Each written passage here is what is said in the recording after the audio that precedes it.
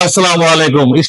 আপনাদেরকে অনুরোধ করব, আপনারা কখনোই গল্প স্কিপ করবেন না। সম্পূর্ণ গল্প দেখলে যোগাযোগের নাম্বারও পাবেন, সম্পূর্ণ তথ্যও জানবেন। যদি উপযুক্ত মনে হয় স্ক্রিনশট দিয়ে ছবি তুলে আমাদেরকে পাঠিয়ে দেবেন, ভয় করেন সব জানিয়ে দেবেন, আমরা উপযুক্ত মনে করলে যোগাযোগ করে নিব। সরাসরি চলে যাচ্ছে আপুদের কাছে। আপু আসসালামু আলাইকুম। ওয়ালাইকুম আসসালাম ভাইয়া। আপনি কেমন আছেন? জি ভালো আছি, আপনি কেমন আছেন? আচ্ছা, আপনার সম্পর্কে আমরা জানতে চাই, আপনার সম্পর্কে বিস্তারিত বলুন, দর্শক শুনতে চায়। জি ভাই, আমার নাম তুলিমণি, আমার বাসা হচ্ছে দিনাজপুরে। আমার ফ্যামিলিতে আমার মা আছে, বাবা নাই হয়ে গেছে অলরেডি। দুটা আমার ভাই ছোট, আর আমি হচ্ছে আর কি। 3 বোনের বিয়ে, 2 ছোট ভাই আছে। জি। আপনার বাবা সম্পর্কে বলেন। আমার ছিল, সে মারা গেছে। আমাদের জায়গা জমি ছিল, সেগুলা বিক্রি করে তাকে অনেক চেষ্টা করছি বাঁচানোর, কিন্তু বাঁচে নাই। এই জন্য আপনার এখানে আসা যে আপনি আমার একটা কিছু সহায়তা করে দিবেন। আমি সহায়তা করতে, ভাইয়েরা আপনাদের এই ভিডিও দেখে পছন্দ করে তারাই আপনাদেরকে সাহায্য সহযোগিতা এবং পাশে দাঁড়াতে পারে। এখন এই আপনি এতে কি আপনার খারাপ লাগবে না? না, খারাপ লাগবে কেন? আমার জন্য আমার গ্রামের মানুষ অনেক কিছু করতে পারতো, কারণ সারা করবে না, স্বার্থ ছাড়া কেউ কারো না। গ্রামের মানুষ আমার জন্য পারতো, যেহেতু আমার 3টা বোনের বিয়ে হয়ে গেছে, 3টা বোনের জামাই আছে, ওরাও পারতো। এখন পারবে না কেন? কারণ আমার বাবা মারা গেছে, আমার বাবার যেগুলো জায়গা জমি ছিল সবগুলাই বিক্রি করছি। কি স্বার্থে আমার বিয়ে দিবে? কারণ বিয়ে দিতে গেলে তাদের টাকা খরচ হবে। তাদের বলছেন, এই কারণে তারা আগাচ্ছে না।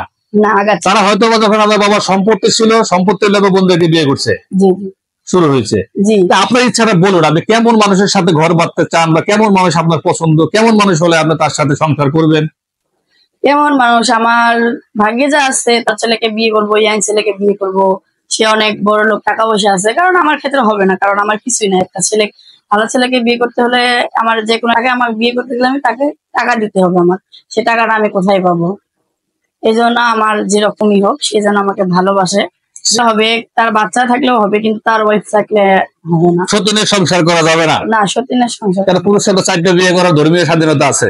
হ্যাঁ, 4টা বিয়ে করার ধর্মীয় ইয়ে আছে, কিন্তু সেক্ষেত্রে মেয়ের হয়ে আর একটা মেয়ের আমি সমস্যা করবো, তাহলে আমি কেন মেয়ে হবো? সেটা হবে না।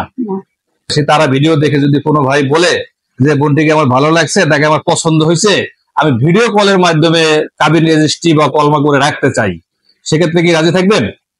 রাজি এক ক্ষেত্রে, সে যদি ওখানে থাকে কোনো সমস্যা নাই। তার যদি বাবা মা থাকে, বিয়েটা দেয়। কারণ বিয়ে তো ছেলে খেলা না, যে আমাকে বিয়ে করে পরে সে বিদেশ বা অনেক কিছু হইতেও পারে। এই জন্য বললাম যে যদি আমাদের এখান থেকে আপনাকে সাথী দিয়ে দেই, আমরা বিয়ে সাথে দিয়ে দেই, হ্যাঁ সেক্ষেত্রে আরো ভালো হবে। কারণ আপনারা যদি দায়িত্ব নিয়ে বিয়ে দেন, অবশ্যই ভালো কিছু হবে। তাহলে তো আমাদের এখানে থাকতে হবে।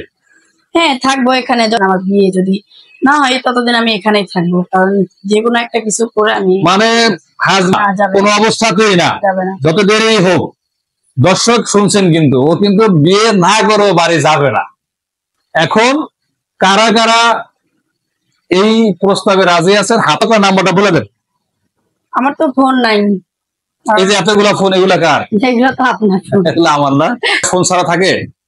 ফোন ছাড়া থাকে না, এটা ঠিক। কারণ আমরা তো গরিব মানুষ, আমাদের খাইতেই পারি না, একদিকে গেলে টাকা লাগবে।